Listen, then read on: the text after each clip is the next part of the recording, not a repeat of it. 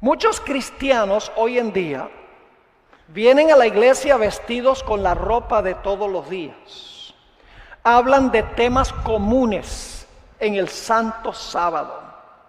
Usan música de estilo secular y lo presentan en la iglesia como si fuera música sagrada.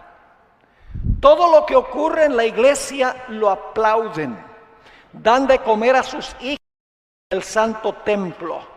Mastican chicle, etcétera, etcétera. Creo que lo que sucede es que nosotros hemos perdido de vista en gran medida la absoluta santidad de Dios. En otras palabras, queremos adorar como nosotros deseamos y no como Dios manda. Vamos a estudiar la palabra de Dios. No va a ser un sermón, sino que va a ser un estudio. Vamos a analizar el tema titulado Un aplauso para el Señor. Pero antes de estudiar este tema, queremos pedir que el Señor nos acompañe, nos ilumine y nos abra el corazón y la mente para recibir su palabra. Así que con reverencia inclinemos nuestros rostros para orar. Padre, gracias por tus bendiciones derramadas sobre nosotros este día. Tantas cosas por las cuales agradecerte. La vida, la salud, el aire fresco, el sol, el privilegio de pertenecer a tu pueblo, tu verdad. Tantas cosas que tomamos por sentado, pero que son bendiciones de tus manos. Gracias. Esta noche venimos una vez más ante tu trono, pidiendo tu sabiduría. Nuestras mentes humanas no son capaces de comprender las grandes cosas de Dios. Por eso necesitamos, cuando abrimos tu santo libro, tu ayuda. Por eso pedimos, Señor, que tú nos acompañes por medio del ministerio de tu Santo Espíritu y tus ángeles. Manténnos despiertos, que podamos entender, que podamos recibir y también podamos aplicar lo que vamos a estudiar. Gracias por escuchar esta oración, pues te lo pedimos en el precioso nombre de tu Hijo, Cristo Jesús. Amén. Ahora, quiero comenzar diciendo que existe un concepto común en el mundo cristiano. Y esa idea es que en el Antiguo Testamento Dios tenía reglas estrictas de culto, pero que ahora en el Nuevo Testamento, como estamos bajo la gracia, a Dios no le importa cómo nosotros adoramos. En otras palabras, Dios ha cambiado con los tiempos. De un disciplinario estricto en el Antiguo Testamento, ahora Dios se ha convertido en un abuelo bonachón que permite que sus nietos le rindan homenaje como quieran. Sin embargo, el testimonio bíblico es claro de que Dios requiere que hagamos una distinción entre lo que es santo y lo que es común, entre lo que es sagrado y lo que es secular. Dios es particular en la forma en que vestimos, en la forma en que cantamos, en la forma en que nosotros adoramos. La Biblia tiene varias historias en cuanto a la importancia de no presentarle a Dios nuestro método de adoración, sino el método que Dios ha establecido. Recordamos, por ejemplo, la historia de Nadab y Abiú, que tomaron fuego común y se lo presentaron a Dios como si fuera santo. Tenemos la historia de Usa, que con sus manos tocó el arca sagrada. Y la Biblia dice que Usa cayó muerto en el acto. Tenemos la historia de Ananías y Zafira, que se apropiaron de parte del dinero santo que pertenecía a Dios para su uso secular. Tenemos la historia de Coré, quien oficiar el sacerdocio santo cuando Dios no lo había llamado para ejercer ese sacerdocio. Y la Biblia dice que la tierra se abrió y se lo tragó. Pensamos de Jeroboam, quien estableció un lugar de culto diferente al de Jerusalén y un sacerdocio creado por él.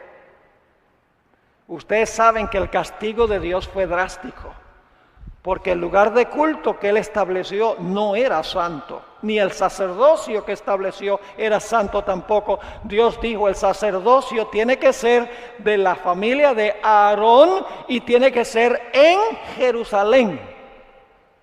Y luego estudiamos en cuanto a Belsasar, quien tomó los vasos sagrados del templo y los usó en un banquete secular, inclusive metiendo en los vasos vino fermentado que aturdió a los que estaban presentes allí. Estas son solo algunas de las historias de la Biblia, a donde claramente se demuestra cómo es que Dios es muy estricto en la forma en que nosotros tratamos lo que es sagrado. Cuando Dios nos habla en serio. Una de las costumbres que se ha proliferado en la iglesia, inclusive en muchas iglesias adventistas, es el de aplaudir prácticamente todo lo que se realiza en la iglesia. Esta costumbre de aplaudir se ha infiltrado en el templo de Dios. Y por eso nosotros debemos preguntarnos, ¿será esa la forma en que debemos responder a las diferentes partes del culto? ¿Qué nos dice la Biblia que debe ser nuestra respuesta, por ejemplo, cuando se presenta una música especial? O cuando el pastor dice algo en su sermón que toca nuestra alma o nuestro corazón. ¿Cómo debe responder la congregación según la Sagrada Escritura? ¿Lo debe hacer aplaudiendo? Eso es lo que nosotros queremos en nuestro tema de esta noche. Primero definamos la palabra aplauso. La palabra aplauso se define como palmoteo en señal de aprobación o entusiasmo. Pero esa no es la única definición, porque el diccionario sigue diciendo que aplauso significa reconocer, elogiar, aprobar, aclamar, ameritar o loar. Ahora, yo creo que todos estaríamos de acuerdo que la práctica de aplaudir es una práctica que impera también en conciertos, en eventos deportivos, en actos sociales. Es decir, a través de la historia, los aplausos han sido una respuesta secular a un evento secular. Pero esta práctica se ha infiltrado a la iglesia. Y necesitamos preguntarnos, ¿será que la razón por la cual esta práctica entró a la iglesia es porque se sentaron los eruditos de la iglesia, los ministros de la iglesia, y dijeron, bueno, vamos a ver qué dice la Biblia, cómo debemos adorar a Dios? Y entonces estudiando dicen, debemos estar aplaudiendo en los cultos. ¿Será esa la forma? ¿Esta reacción entró a la iglesia? No. Esta noche vamos a estudiar todos los versículos de la Biblia que hablan del aplauso, para ver si enseña que esa debe ser la forma en que nosotros respondemos a las diferentes partes del culto. Ahora, en el Antiguo Testamento, el aplauso no se menciona en el Nuevo Testamento. Pero en el Antiguo Testamento, el aplauso se usa para referirse a 4 diferentes cosas. Y quiero compartir con ustedes los 4 diferentes contextos del Antiguo Testamento en que aparece el aplauso. En primer lugar, en el Antiguo Testamento, el aplauso se usa para manifestar júbilo cuando era elegido un nuevo rey. Este evento religioso en el templo era un evento sociopolítico, era un acto cívico, a donde cuando se declaraba rey al que iba a ocupar el trono, la gente aplaudía o palmoteaba de gozo y de júbilo. Examinemos los textos a donde aparece esta práctica cuando se elegía a un rey, para reconocer a un rey. Segunda de Reyes, el capítulo 11 y el versículo 12, nos habla del momento en que el rey Joás fue introducido a Israel. Este es un acto cívico, es un acto que es social, no es un acto religioso que se está realizando en el templo. Dice en Segunda de Reyes, el capítulo 11 y el versículo 12, sacando luego Joiada al hijo del rey, le puso la corona y el testimonio, y le hicieron rey ungiéndole, y batiendo las manos, es decir, aplaudiendo, dijeron, ¿qué cosa? ¡Viva el rey! Ahora, permítame decirles algo sobre esa palabra batir las manos, porque es una sola palabra, batir las manos. Esa palabra hebrea aparece centenares de veces en el Antiguo Testamento. Cientos de veces aparece en el Antiguo Testamento la palabra hebrea. Pero este es el único versículo a donde se traduce batir. Solo hay un texto en el Antiguo Testamento a donde esta palabra se traduce batir las manos. En todos los otros centenares de textos se traduce azotar, matar o herir. El otro lugar donde se encuentra el acto de reconocer a un rey se encuentra en el Salmo 47 y el versículo 1. Salmo 47 y el versículo 1. Y aquí se está reconociendo a Jehová como rey. No es en un culto religioso. Este salmo no está hablando de algo que está sucediendo en el templo o en la iglesia. Está hablando del pueblo de Dios que debe reconocer a Dios como rey. Dice allí en el Salmo 47 y el versículo 1, pueblos todos, batid las manos, aclamad a Dios con voz de júbilo. Ahora, esta palabra hebrea que se usa aquí, batir las manos, es la misma palabra que se encontró en Segunda de Reyes, el capítulo 11 y el versículo 12. Quiero mencionarles que esta palabra que se traduce batir las manos en el Salmo 47 y el versículo 1, está centenares en el Antiguo Testamento. Este es el único versículo a donde esa palabra se traduce aplaudir o batir las manos. Todas las demás referencias a esta palabra específica se traducen la planta de la mano, la planta del pie o para describir algo que es hueco. Centenares de veces se traduce de esa manera. El Salmo 47 y el versículo 1 es el único lugar a donde se traduce esta palabra hebrea, batir o aplaudir, y no se está refiriendo a lo que sucedió en un culto religioso en el templo. Así que el primer uso de la palabra batir las manos o aplaudir se refiere al acto cívico o al acto de proclamar la grandeza de un rey cuando un rey era coronado y colocado sobre el trono. El segundo contexto a donde aparecen los aplausos en el Antiguo Testamento es cuando la naturaleza alaba a Dios como el Salvador y el juez. Es decir, estas referencias no están hablando de gente que está aplaudiendo, sino que metafóricamente, alegóricamente, la naturaleza está batiendo las manos alabando a Dios, no los seres humanos en un contexto religioso de la iglesia.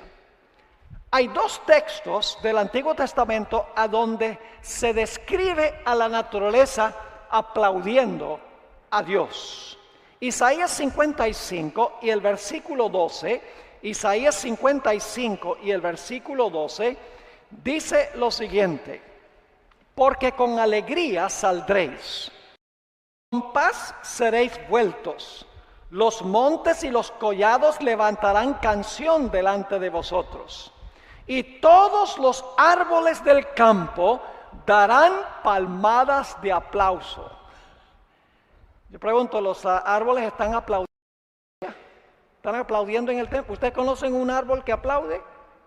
Esto es idioma metafórico, es idioma simbólico, porque nosotros sabemos que los árboles no aplauden.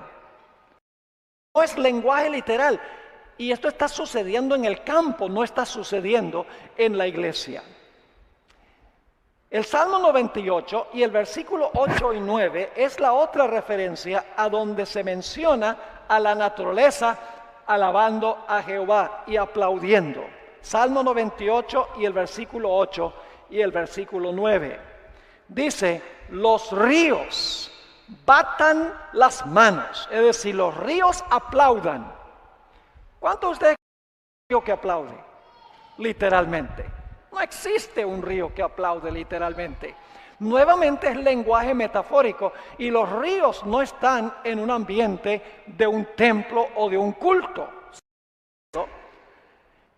Los ríos batan las manos, los montes hagan regocijo de Jehová, porque vino a juzgar la tierra, juzgará al mundo con justicia y a los pueblos con rectitud. Así que el segundo uso de aplausos tiene que ver con la naturaleza metafóricamente reconociendo a Dios como Salvador y como juez. El primer uso es un acto cívico cuando se está coronando, está contenta y aplaude porque se acaba de coronar un acto cívico. La tercera forma en que en el Antiguo Testamento se usa la palabra aplauso o el batir las manos es cuando una persona está disgustada. Es decir, batir las manos era una señal de disgusto. Y de esa manera se usa varias veces en el Antiguo Testamento. Notemos Números 24 y el versículo 10. Números 24 y el versículo 10. Esto es cuando Balac mandó a Balaam a maldecir a Israel. Y Balaam, en vez de maldecir a Israel, lo bendijo. Y Balac estaba furioso. Y noten lo que hizo Balac. Números 24 y el versículo 10. Entonces se encendió la ira de Balac contra. ¿Y qué hizo? Y batiendo sus manos, le dijo, decía, bravo, estaba bravo. Hizo así. Y batiendo las manos, le dijo, para maldecir a mis enemigos te he llamado, y he aquí los has bendecido ya 3 veces. Un aplauso en un contexto negativo no tiene nada que ver con un culto religioso. También se usa de esta manera en Ezequiel el capítulo 6 y el versículo 11. Ezequiel el capítulo 6 y el versículo 11. Aquí Ezequiel está lamentando toda la maldad que hay en Judá. Y fíjense cómo es que Ezequiel expresa su ira y su enojo por la maldad que se está realizando en Judá. Ezequiel 6 y el versículo. Así ha dicho Jehová el Señor, palmotea con tus manos y golpea con tu pie. Pueden imaginarse lo que está pasando aquí, ¿verdad? Dios le está diciendo a Ezequiel, mira, si vas a expresar tu ira, junta las manos y palmotea y pisa con los pies para mostrar tu ira. Así ha dicho el Señor, palmotea con tus manos y golpea con tu pie y di, ay por todas las grandes abominaciones de la casa de Israel, porque con espada y con pestilencia. En Ezequiel 22 y el versículo 13, encontramos aquí que el Señor bate sus manos por ira justo, por la avaricia y el derramamiento de sangre que había en la ciudad de Jerusalén. Ezequiel 22 y el versículo 13, Dios dice, he aquí que batí mis manos a causa de tu avaricia que comiste y a causa de la sangre que derramaste en medio de ti. Nuevamente, el palmoteo significa una manifestación de ira por los pecados que estaba cometiendo el pueblo de Israel.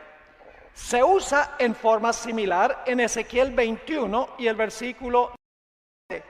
Ezequiel 21, versículo 17. Dice, y yo también batiré mi mano contra mi mano y haré reposar mi ira. Yo, Jehová, he hablado. Y luego Ezequiel 21 y el versículo 14 tiene la misma idea. Dice, tú pues, hijo del hombre, profetiza y bate una mano contra otra, y duplíquese y triplíquese el furor de la espada homicida. Esta es la espada de la gran matanza que los... Esos son todos los juicios de batir las manos como manifestación de ira. No hay otro versículo en el Antiguo Testamento a donde se use la palabra en este sentido. Así que hemos visto tres formas en que aparece el aplauso en el Antiguo Testamento.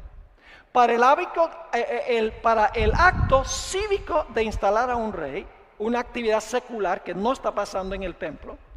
Una forma alegórica en que los ríos y los árboles alaban a Dios como el juez y como el salvador. Y luego como una manifestación de ira y de por el pecado que existe entre el pueblo de Dios. Obviamente esto no está pasando en un culto religioso. El cuarto contexto en que se usa el aplauso es para manifestar una alegría morbosa por la mala fortuna que sobrecae a otros. Es decir, es una forma en que las personas que se alegran por el mal que le cae a otros, ellos lo manifiestan aplaudiendo. Vamos a notar algunos versículos donde se usa de esa manera. Ezequiel 25 y el versículo 6 y el versículo 7. Aquí encontramos que los amonitas manifestaron su gozo y su alegría cuando Israel fue destruido por los babilonios. Cuando Judá fue destruido por los babilonios, los amonitas, que eran enemigos de Israel, se alegraron. Y fíjense cómo manifestaron su alegría. Ezequiel 25 y el versículo 6 y el versículo 7. Porque así ha dicho Jehová el Señor: por cuanto batiste tus manos y golpeaste con tu pie. ¿Qué estaban haciendo los amonitas? Estaban diciendo, bien hecho. Esa es la reacción. Ahora fíjense. Porque así ha dicho Jehová el Señor: por cuanto batiste tu mano, golpeaste con tu pie y te gozaste en el alma con todo tu menosprecio para la tierra de Israel, por tanto, he aquí yo extenderé mi mano contra ti, haré a las naciones para ser saqueada, te cortaré de entre los pueblos y te destruiré de entre las tierras, te exterminaré y sabrás que yo soy Jehová, porque tú te burlaste y tuviste goza por lo que pasó a mi pueblo, te voy a destruir, dice Dios, porque aplaudiste y zapateaste. Cuando cayó la ciudad de Nínive, las naciones circundantes también tuvieron una alegría morbosa, de alegría por la caída de Nínive. Noten el libro de Nahum, el capítulo 3 y el versículo 19. Nahum, el capítulo 3 y el versículo 19. Dice, no hay medicina para tu quebradura. Tu herida es incurable. Todos los que oigan tu fama batirán sus manos sobre ti, porque ¿sobre quién no pasó continuamente tu maldad? Es decir, era tan malvada la ciudad de Nínive que cuando cayó, la gente se alegró y batió las manos y dijo, bien hecho. Una alegría morbosa por la mala fortuna que le cayó a la ciudad de Nínive. En Job 27 y el versículo 23 se usa en forma similar. Está hablando en el libro de Job en cuanto a los pobres que baten las manos cuando le sobreviene el mal a un rico. Fíjense lo que dice Job, el 7 y el versículo 23. Cuando cae un rico, los pobres, alegría morbosa por la caída del rico, dice, batirán las manos sobre él y desde su lugar les silbarán. Nuevamente, batir las manos aquí es una alegría morbosa por el mal que le ha caído al rico. Noten lo que dice Job 34 y el versículo 37, la misma idea. La idea del palmoteo, la idea de aplaudir por la mala fortuna que le cae a otro. Job 34 y el versículo 37. Y aquí encontramos que Eliú, uno de los amigos de Job, le está hablando a Job. Y fíjense lo que le dice. Se convierte en acusador de Job. Porque a su pecado añadió rebeldía. Bate palmas contra nosotros y contra Dios multiplica sus palabras. Obviamente eso no tiene nada que ver con un culto religioso. La última referencia donde se usa en este sentido de una alegría morbosa por la mala fortuna que le cae a otro se encuentra en Lamentaciones 2 y el versículo 15. Lamentaciones lo escribió Jeremías cuando el pueblo de Judá estaba siendo llevado cautivo a Babilonia. Y en Lamentaciones 2 y el versículo 15 nos dice en cuanto a la reacción de las naciones circundantes cuando Judá fue llevado cautivo. Dice allí, Lamentaciones 2:15, todos los que pasaban por el camino batieron las manos sobre ti, silbaron y respectivamente sus cabezas sobre la hija de Jerusalén, diciendo, ¿es esta la ciudad que decían de perfecta hermosura, el gozo de toda la tierra? Estos son los 4 sentidos en que se usa el aplauso en el Antiguo Testamento. Y he leído todos los versículos que mencionan aplausos en el Antiguo Testamento. Todos. No faltó ninguno. Pueden ir a una concordancia y pueden cerciorarse.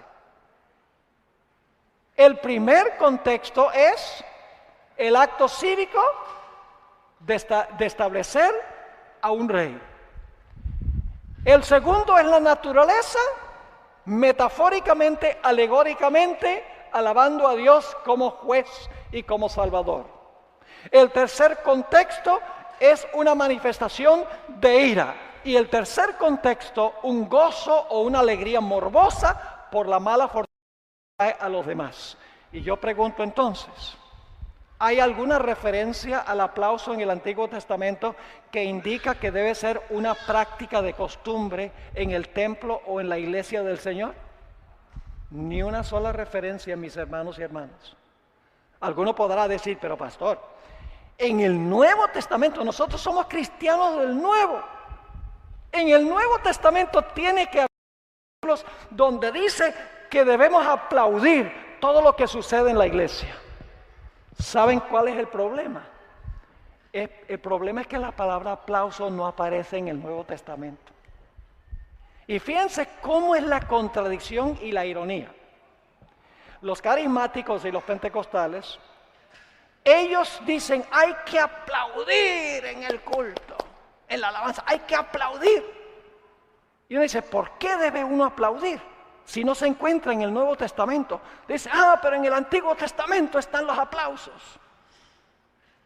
Y claro, ninguno de los textos del Antiguo Testamento se aplica a lo que pasa en un culto. Hay aplausos en el Antiguo Testamento. Y entonces uno le dice, pero un momentico, tú tomas de los salmos donde habla de los aplausos y dices que eso del Antiguo Testamento se aplica ahora a la iglesia, aunque no aparece en el Nuevo. Y no estás dispuesto de guardar el sábado que está en el 4º mandamiento de la ley de Dios, que también está en el Antiguo Testamento. y que es parte de los 10 mandamientos. Tú dices que hay que aplaudir, práctica que no aparece en el Nuevo Testamento. E ignoras el sábado, que no solamente aparece en el Antiguo, sino que aparece ¿dónde? Múltiples veces en el Nuevo Testamento. Entonces, claro, la pregunta surge: si no hay ninguna indicación ni en el Antiguo ni en el Nuevo Testamento de que el aplauso, la respuesta del pueblo de Dios, el aspecto del culto, entonces la pregunta clave es: ¿cuál debe ser la respuesta del pueblo de Dios cuando se canta una música especial, o cuando alguien se bautiza, o cuando el pastor que llega al corazón? ¿Cuál debe ser la respuesta de los miembros de la iglesia? Debemos dejar que la iglesia nos diga cuál debe ser la respuesta. Ahora, quiero aclarar un punto, y es que el culto del cielo es transnacional y transcultural. Es decir, la cultura y la nacionalidad no determinan cómo se adora. La Biblia presenta varias escenas de adoración y el cielo adora igual. ¿Pueden ustedes imaginarse? Creemos que hay habitantes en otros mundos y los representantes de ese mundo vienen a una reunión en el cielo, un culto de alabanza, y entonces se está alabando de cierta forma, y yo digo, esa no es la forma como se adora en nuestro mundo. Nosotros queremos adorar como se adora en nuestro mundo. ¿Es así o no es así? No. Porque la adoración en el cielo tiene una sola forma. Es transnacional, podríamos decir, y transcultural. Trasciende la cultura y trasciende cualquier nacionalidad. Y yo sé que los mundos no tienen nacionalidad, sí, pero cada uno tiene su identidad y cada uno es un mundo. Ahora, yo creo que si nosotros sabemos cómo es que el cielo adora, vamos a saber también cómo debemos nosotros adorar en la tierra. Y la pregunta clave es: ¿cómo se adora en el cielo? ¿Y qué relación tiene en la tierra? Quiero leerles una cita que encontramos en el libro La maravillosa gracia de Dios, página 75.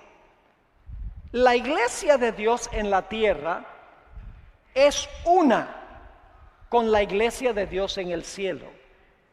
Los creyentes de la tierra y los seres del cielo que nunca han caído constituyen una sola iglesia. Todo ser celestial está interesado en las asambleas de los santos que en la tierra se congregan para adorar a Dios.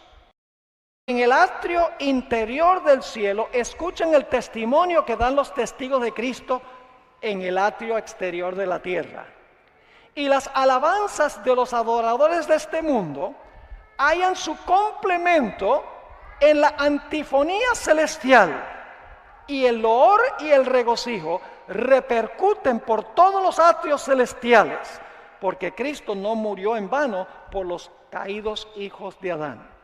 Mientras que los ángeles beben en el manantial principal, los santos de la tierra beben los raudales puros que fluyen del trono y alegran la ciudad de nuestro Dios. Hay una conexión, mis hermanos y hermanas, entre la adoración celestial y la adoración terrenal. La adoración terrenal debe ser un reflejo de la adoración celestial, porque es una sola iglesia. Y entonces debemos preguntarnos: ¿cuál es la respuesta apropiada a los diferentes aspectos del culto? Vamos a examinar lo que dice la Biblia. En Deuteronomio 27, no vamos a leer todo el capítulo, pero les voy a mencionar que cuando los levitas le enseñaron al pueblo de Israel, todo lo que encontramos en ese capítulo 27 de Deuteronomio son palabras de los levitas. Ellos le están hablando al pueblo de Israel. Después de cada parte de su enseñanza, dice 12 veces en el capítulo que el pueblo respondió diciendo amén. Cada vez que los levitas, que eran los instructores en Israel, daban una enseñanza en ese capítulo, la respuesta del pueblo era amén. Vamos a notar múltiples lugares de la Biblia en un ambiente de adoración, cómo respondía la gente ante la adoración del Señor. Hay varios textos, Primera de Crónicas 16 y el versículo 36. Primera de Crónicas 16, 36. No van a poder conseguir todos estos versículos rapidito. Voy a pasar rápido por ellos, anótenlos. Dice allí, bendito sea Jehová, Dios de Israel, de eternidad a eternidad. Y dijo todo el pueblo, aplaudamos. No, eso no es lo que dice. Y dijo, cuando dice, bendito sea Jehová, Dios de Israel, de eternidad a eternidad, dijo todo el pueblo que, amén, y alabó a Jehová. Nehemías 5:13, Nehemías 5:13, el libro de Nehemías se restauró la religión de Israel después del cautiverio.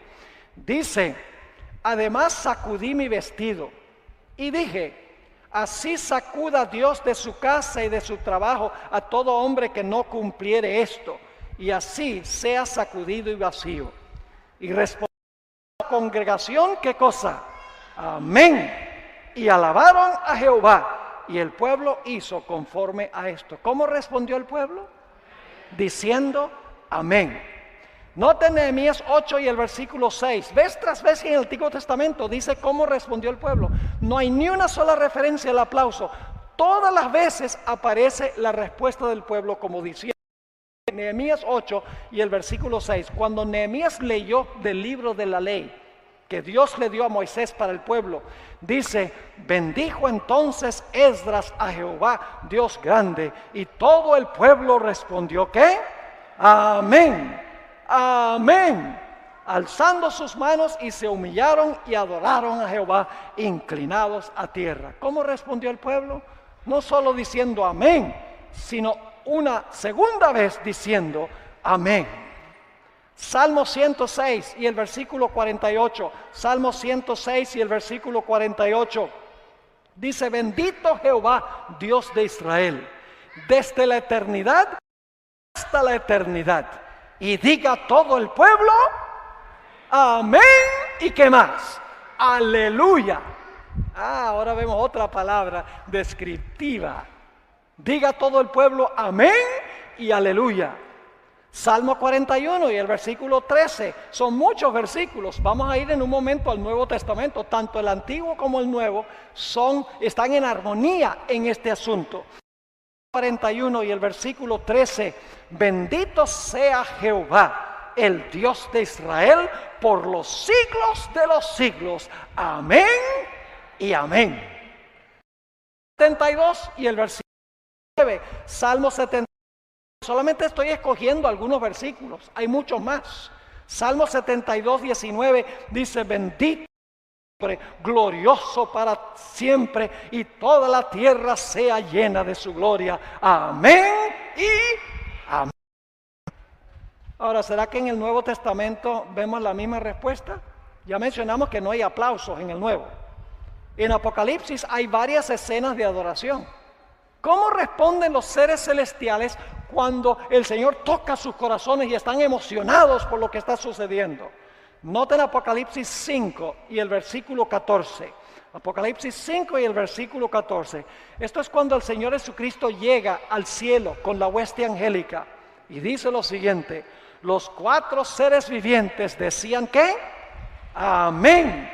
Y los 24 ancianos se postraron sobre sus rostros y adoraron al que vive por los siglos de los siglos. Y eso se está realizando en el lugar santo del santuario. Y los 24 ancianos están diciendo, los seres vivientes están diciendo ¿qué cosa? Amén. Noten Apocalipsis 7 y el versículo 11 y 12. Apocalipsis 7 y el versículo 11 y el versículo 12. Y todos los ángeles estaban en pie alrededor del trono, y de los ancianos, y de los 4 seres vivientes. Y se postraron sobre sus rostros delante del trono, y adoraron a Dios diciendo, ¿qué cosa? ¿Cómo lo adoraron? ¿Aplaudiendo? No, lo adoraron. Amén. La bendición y la gloria y la sabiduría y la acción de gracias y la poder y la fortaleza sea a nuestro Dios por los siglos de los siglos. Amén. Vez tras vez en la Biblia nos dice que la respuesta debe ser amén y aleluya. Noten Apocalipsis 19 y el versículo 1 al 6. Ya esto es Nuevo Testamento, Apocalipsis 19, 1 al 6. Dice, después de esto oí una gran voz de gran multitud en el cielo que decía, ¿qué cosa? ¡Aleluya!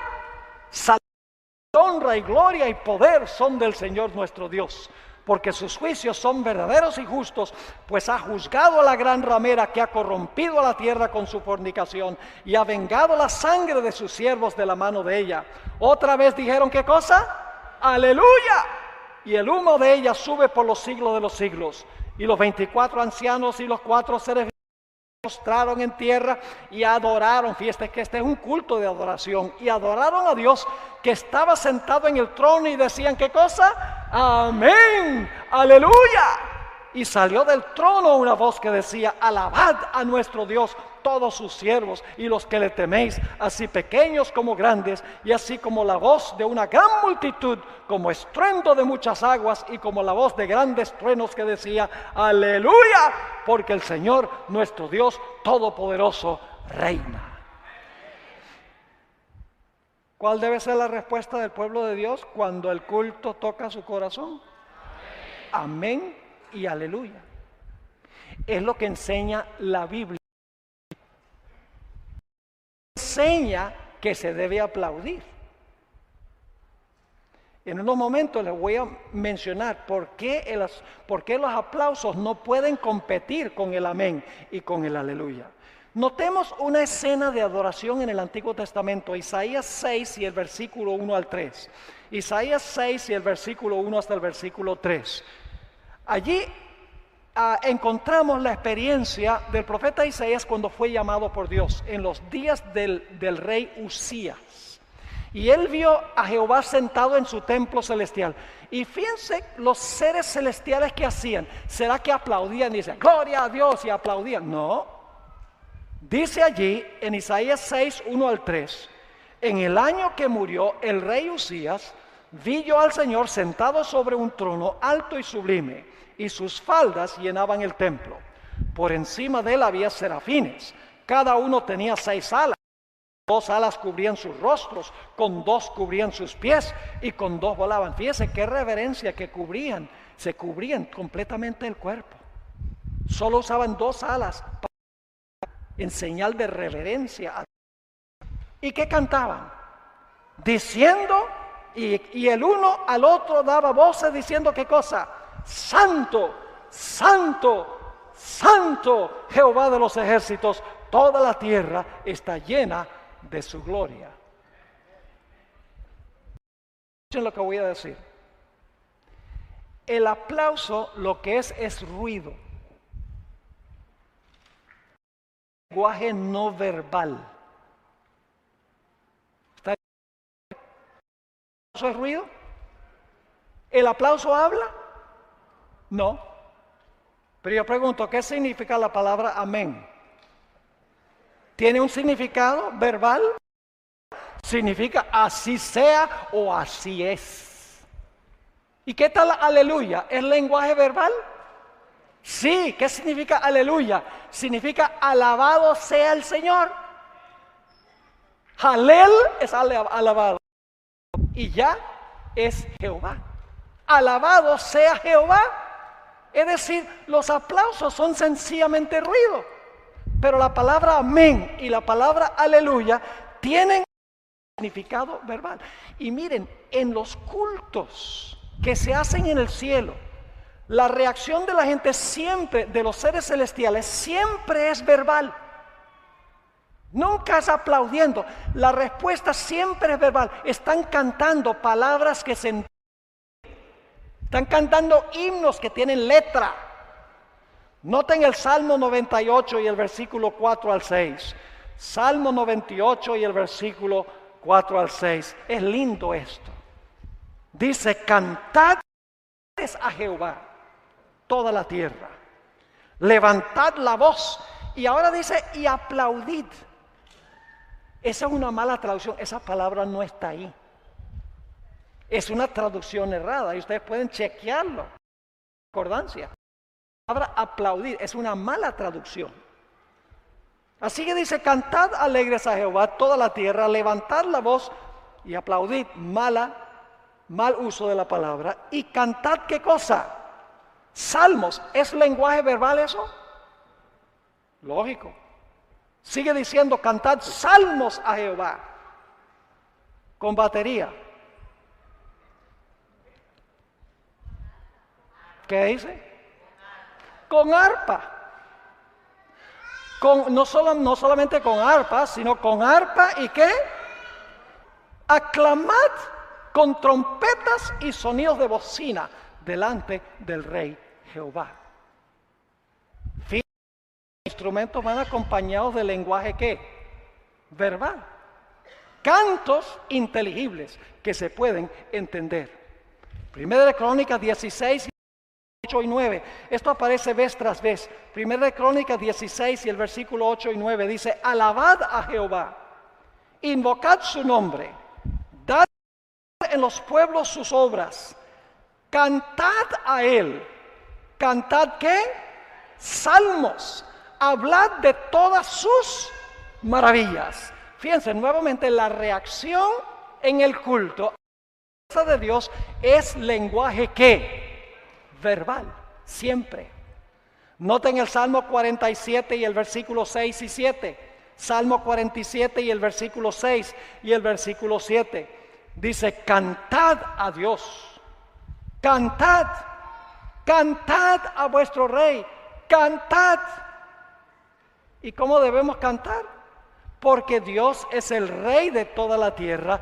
Cantamos con inteligencia.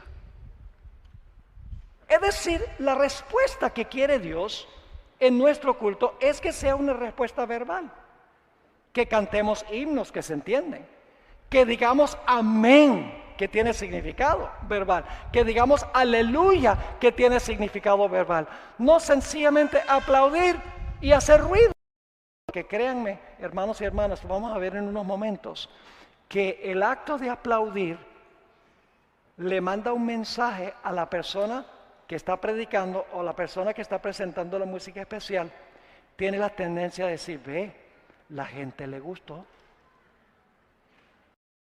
Hay el peligro tremendo de que la persona que está al frente va a entender que los aplausos son para el que está cantando o para el que está hablando y no para el Señor, a pesar de que la gente dice, démosle un aplauso al Señor. Muchas veces esa es la excusa que se usa, démosle un aplauso al Señor. Ahora escuchen bien. Algunas personas dicen, pero no lo prohíbe. Está bien aplaudir. ¿Ustedes creen que es seguro ese asunto de hacer cualquier cosa que la Biblia no prohíba? Permítanme compartir esto con ustedes. Yo pregunto, ¿la Biblia prohíbe la cuaresma? ¿La Biblia prohíbe que usted celebre la cuaresma? No. ¿La Biblia prohíbe que usted guarde el domingo? No. ¿La Biblia prohíbe que usted bautice a un bebé? No. ¿La Biblia prohíbe que usted bautice a alguien por infusión o por aspersión? No. ¿La Biblia prohíbe el celibato? No. Así que como la Biblia no lo prohíbe, lo podemos hacer. Fíjense lo que dice la sierva del Señor en cuanto al papado. Dijo, Roma empezó por ordenar que Dios no había prohibido y acabó por prohibir lo que Él había ordenado explícitamente. Lo voy a leer de nuevo porque es muy significativo. Roma empezó por ordenar cosas que Dios no había prohibido y acabó por prohibir lo que Él había ordenado explícitamente. Y un ejemplo es el domingo. Decía, bueno, la Biblia no prohíbe la observancia del domingo. Así que entró a la iglesia el domingo porque la Biblia no lo prohibía. Pero entonces, en el curso del tiempo, Lo que no estaba, la iglesia dice, esto hay que guardarlo, mientras que lo que está, el sábado lo prohibió. Así que mucho cuidado de no, de que la Biblia no lo prohíbe, está bien hacerlo. Mencionar que este asunto tiene algo que ver también con el asunto de la ordenación de las mujeres. Porque uno de los argumentos es, la Biblia no prohíbe que ordenemos mujeres. No van a encontrar un versículo de la Biblia que dice que no podemos ordenar mujeres. Van a encontrar en la Biblia textos que dicen que el anciano o el pastor debe ser marido de una mujer. La Biblia es explícita en cuanto a lo que se debe hacer. No prohíbe la ordenación de las mujeres, pero sí dice que los ancianos y los pastores deben ser varones, deben ser hombres. Así como la Biblia no prohíbe la observancia del domingo, pero la Biblia dice, sí, el sábado es el día que tienes que guardar. ¿Me están entendiendo lo que estoy diciendo? Así que nada más porque la Biblia no lo prohíba, no significa que debemos nosotros practicarlo. ¿Saben cuál es el problema? El problema, hermanos y hermanas, es que muchas personas vienen a la iglesia porque quieren emoción, quieren emocionarse en la iglesia. Como decimos en inglés, they want to have a good time. Permítame leerles una cita de la hermana White. Conflicto de los siglos 516. Significativo esto. Hablando del protestante, pero yo creo que ella, si estuviera viva hoy, también diría que este problema existe en nuestra iglesia.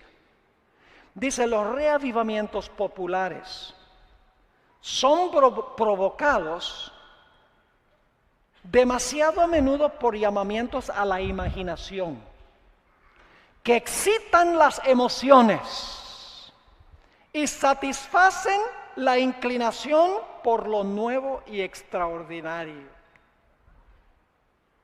¿Captaron esa cita?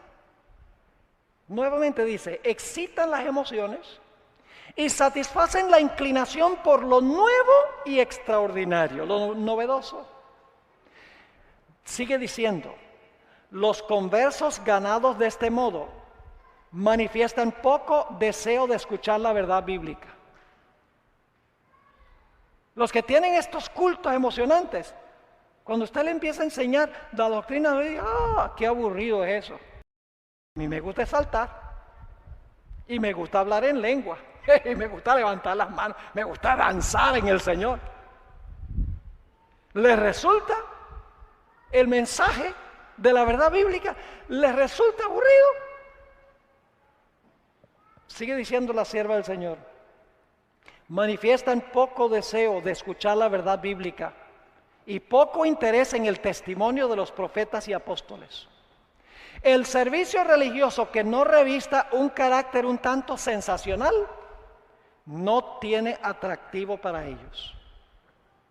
Y luego viene esto.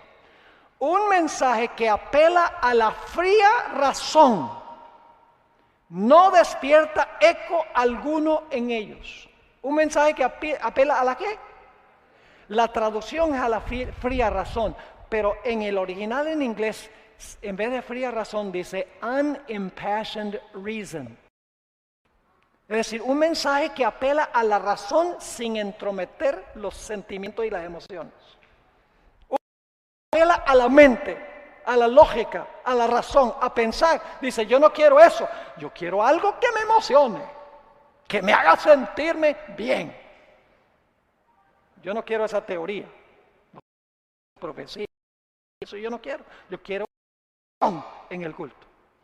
¿Sabe que la hermana White usa esa expresión unimpassioned reason o fría razón en otro contexto?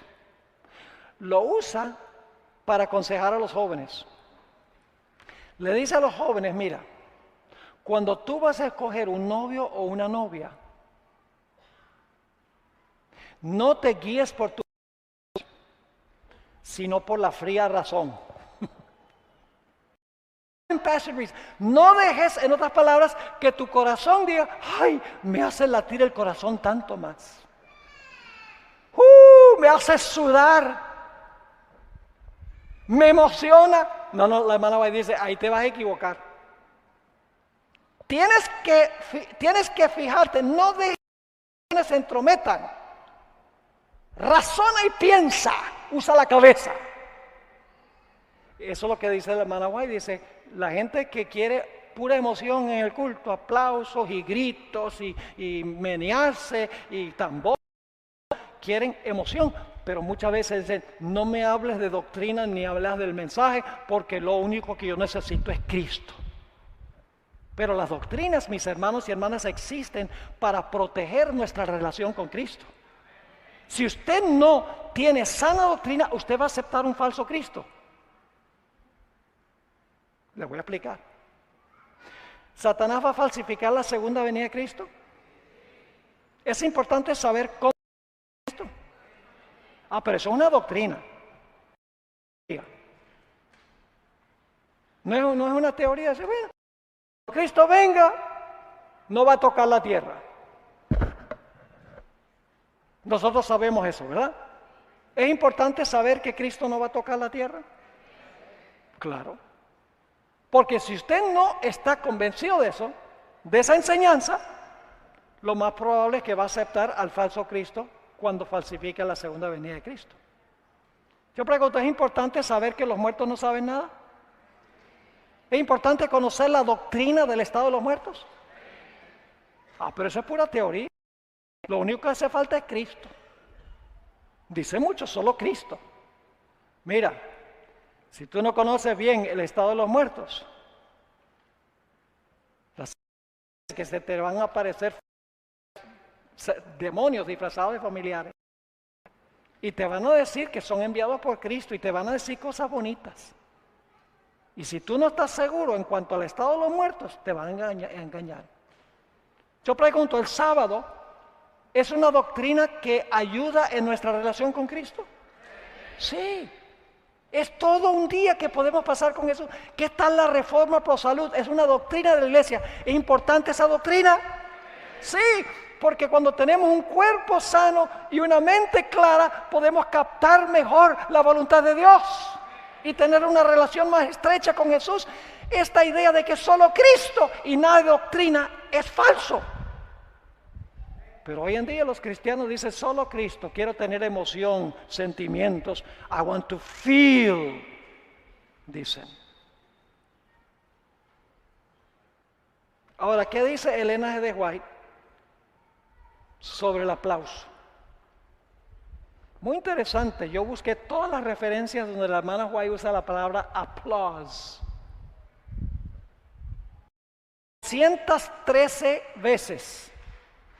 La hermana usa la palabra applause o aplauso. Nunca emplea esa palabra para describir algo que se hace en un culto. Nunca. Y casi el 100% de las referencias, la hermana White presenta el aplauso con una connotación negativa, como algo que se debe evitar.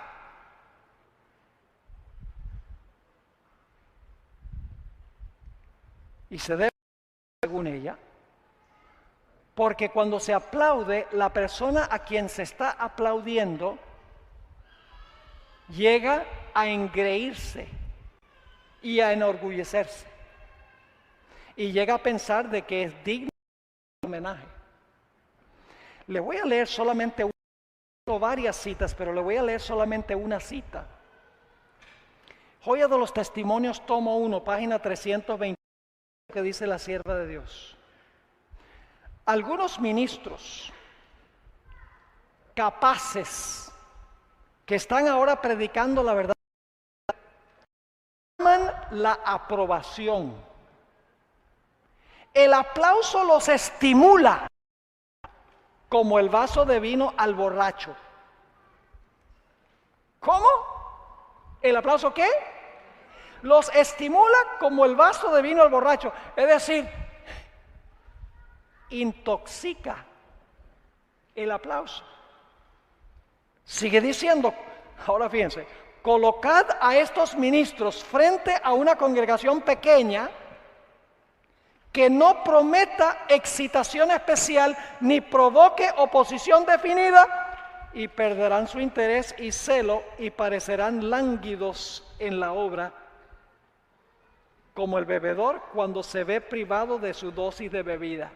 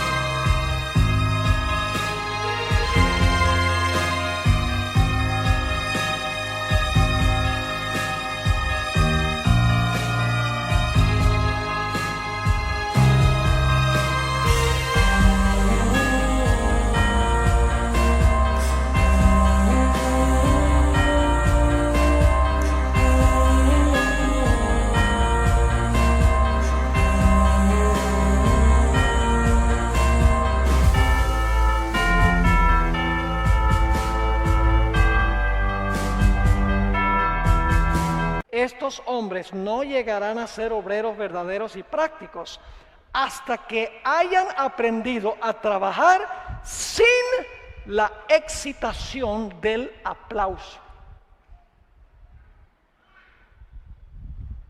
¿Está quedando claro?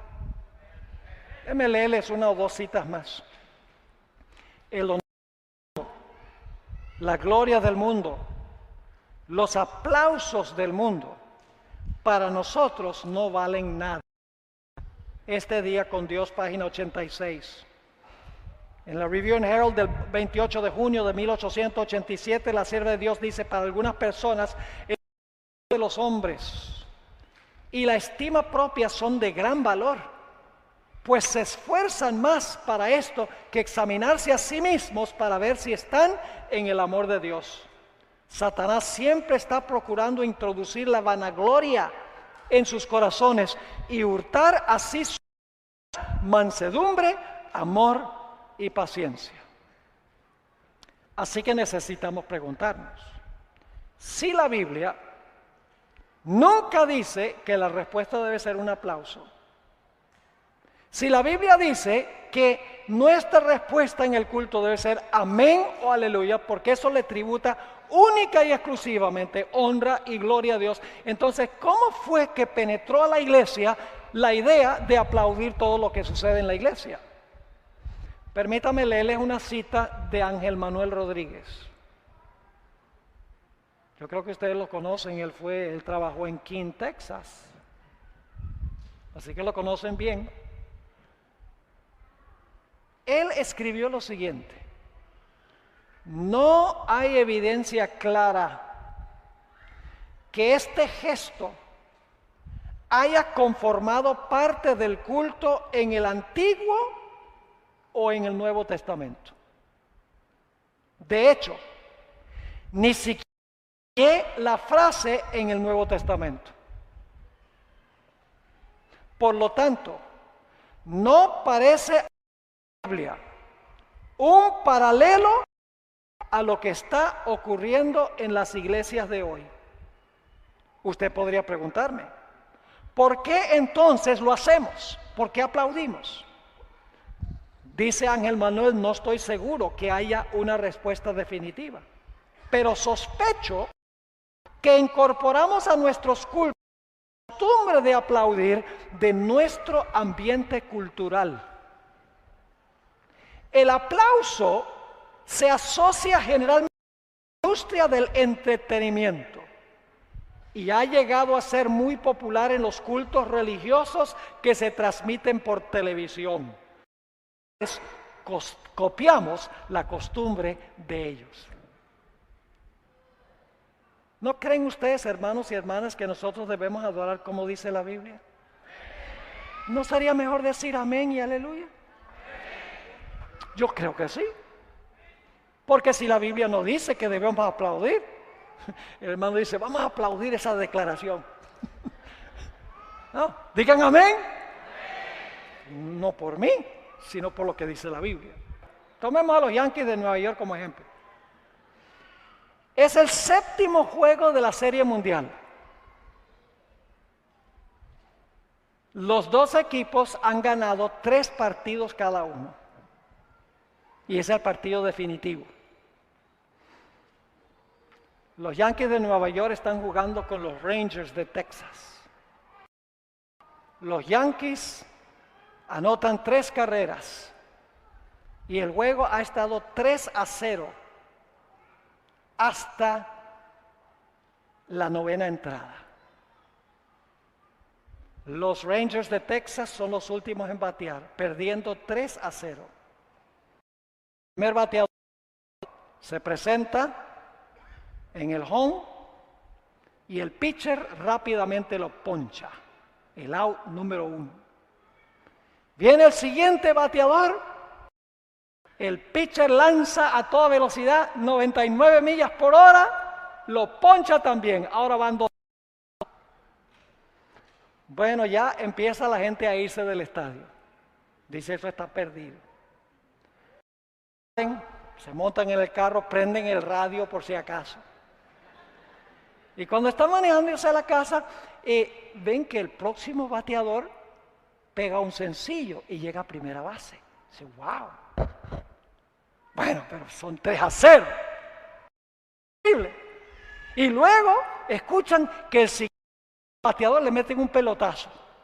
Ahora hay un corredor en segunda. Y luego viene el siguiente bateador y le dan una base por bolas.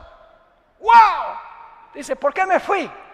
Hay 3 hombres en base ahora. Y ahora viene el cuarto bate, el clean-up hitter, el bateador que es el remolcador, el que empuja a todos los que están envasados. Lanza la bola a toda velocidad, strike número 1. Lanza otra vez, strike número 2. Y la gente que está en los carros dice, este se va a ponchar. Y luego el pitcher lanza a toda velocidad una recta. El bateador le tira con el bate a la pelota sube, se va y se fue.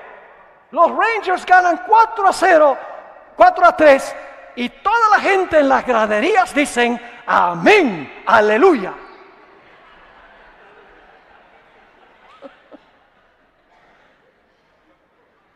¿Qué hacen? Gritan, aplauden. El aplauso es una respuesta secular a una actividad secular. El amén y el aleluya es una respuesta sagrada a un evento sagrado. Y debemos adorar como Dios manda, no como nosotros queremos. Yo no he presentado estos temas para crear controversia.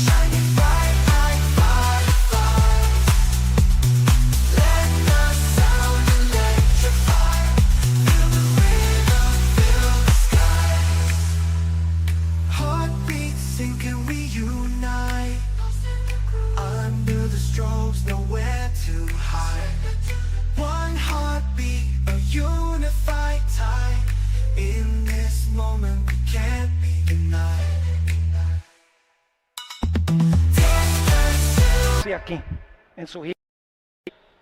No vuelvan a sus iglesias, digan, mire, el pastor Borg dijo que debemos deshacernos y debemos hacer esto y debemos hacer aquello.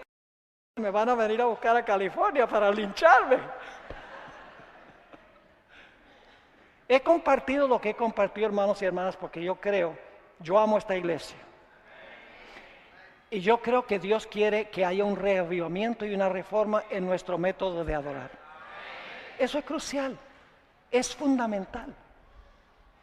Dios quiere que en nuestros cultos, el centro del culto sea la predicación de la palabra de Dios. Eso es que este aparato está en el centro de la plataforma. En la iglesia católica es el altar.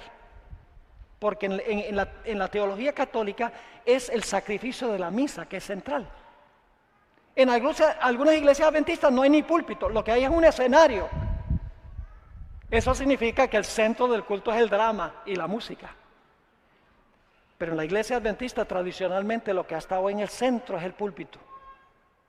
Porque eso da un mensaje que el centro de la adoración adventista es la predicación de la palabra de Dios. Y la respuesta de la iglesia es cantar himnos que cuadran con el mensaje que se ha presentado en la iglesia. Yo sé que hay personas que representan a muchas iglesias en esta área. Hermanos y hermanas, a sus iglesias a criticar. Sus iglesias hablen con sus pastores, hablen con los ancianos de la iglesia, personal, no tiren piedras, pero compartan lo que hemos estudiado aquí, de una manera cortés, de una manera amorosa, demostrando la preocupación que tienen por la iglesia, para que pueda haber un cambio en el método del culto de la iglesia y podamos regresar a los cimientos que Dios nos dio como pueblo. ¿Están dispuestos de hacer eso? Da la mano si están dispuestos de hacer eso con cariño y con amor. Gloria al Señor. Inclinemos nuestros rostros para orar. Padre Celestial, hemos hablado de cosas solemnes durante estos días. Lamentablemente se ha convertido en un tema controversial cuando no debería serlo. La adoración es fundamental. Tú has establecido cómo quieres que te adoremos, en espíritu y en verdad. Ayúdanos, Señor, a ir a la Biblia y a buscar en la Biblia la forma en que adoran los seres celestiales. Y ayúdanos, Señor, a copiar ese estilo de adoración en nuestros cultos. Sabemos que la crisis final tiene que ver con la adoración. Ayúdanos, Señor, a adorarte como tú has mandado en tu palabra. Ayúdanos a vivir por toda palabra que sale de la boca de Dios. Gracias, Padre, por escuchar y nuestra oración, pues te lo imploramos en el precioso nombre de Jesús. Amén.